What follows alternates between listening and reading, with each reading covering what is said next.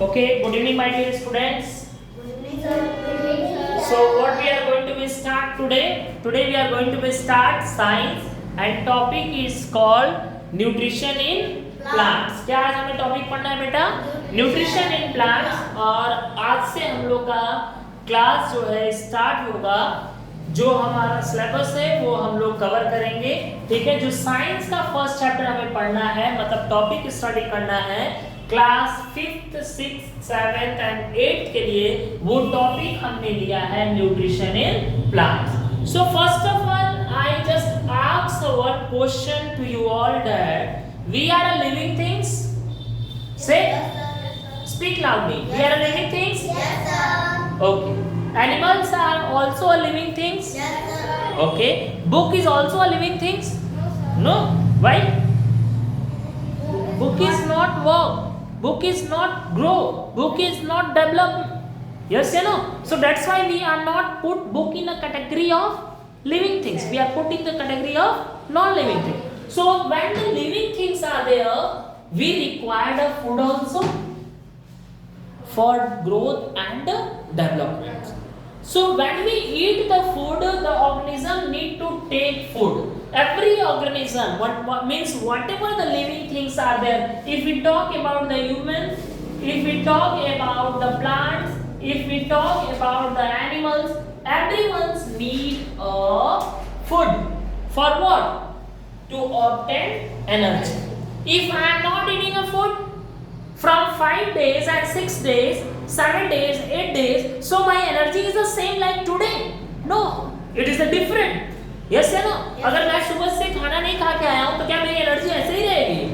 नहीं, ठीक है, 1 दिन रहेगी, 2 दिन रहेगी, 3 दिन रहेगी, नहीं, एनर्जी क्या होते जाएगा?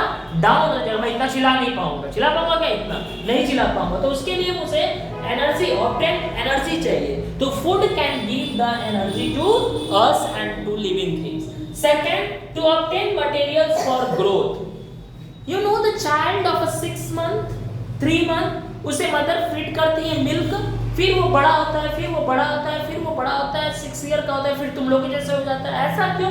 Because with the help of food, if we not get a proper nutrition, we our body can not develop in a proper way. हमारी बॉडी भी प्रॉपर डेवलप नहीं कर पाएगी, ठीक है ना। तो to obtain material for growth and to obtain material for repair damage part of our body, इसके लिए भी हमें फूड चाहिए। Damage part of our body, cycle चला रहे थे बहुत तेज और स्लिप खा गई, तुमने गिर गया और तुम्हारी हड्डी टूट गई। डॉक्टर क्या बोलता है? कैल्शियम वाली चीज इनको ज्यादा दीजिए, इनको दूध दीजिए हल्दी के साथ। क्यों? क्योंकि जो मेरा बॉडी पार्ट टिश्यू डैमेज हुआ है वो जल्दी से रिकवर हो जाए। तो ये फूड ये भी काम करता है बेटा, repair of damage part of the body. तो from where this all things come? क्यों हम फूड खाते हैं? क्योंकि we got the from nutrition. क्या मिलता है फूड से? न्यूट्रिशन। डॉक्टर बोलेगा कैल्शियम, तो कैल्शियम के लिए हम क्या खाएंगे?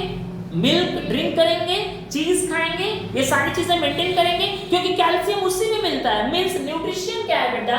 The process of taking food by an organism as well as the utilisation of this food. Utilisation of the food, जो हम लोग डेली भोजन खाते हैं, उस भोजन में कुछ ना कुछ न्यूट्रिशन हमें मिलता है।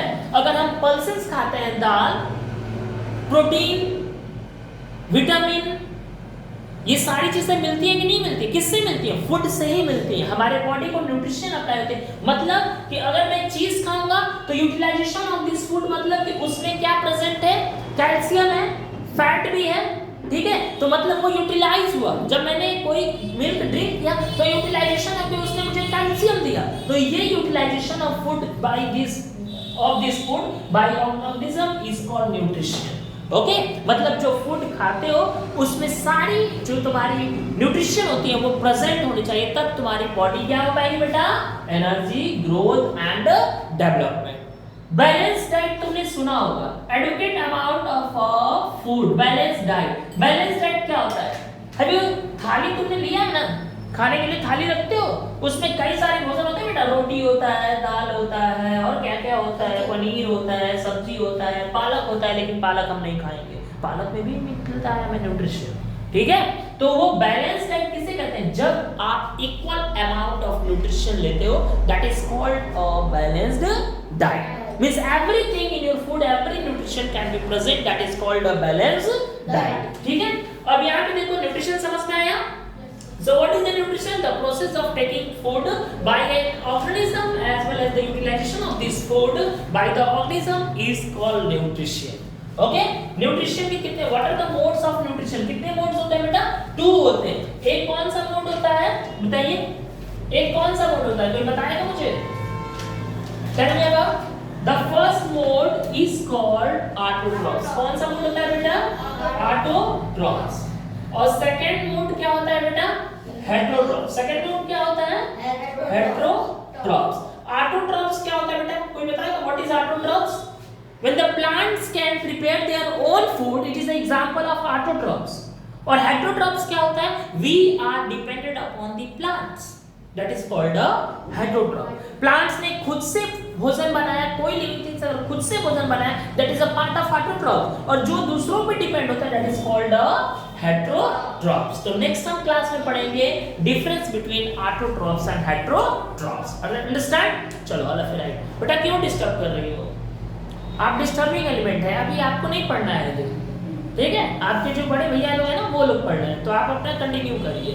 Understand? All of you to.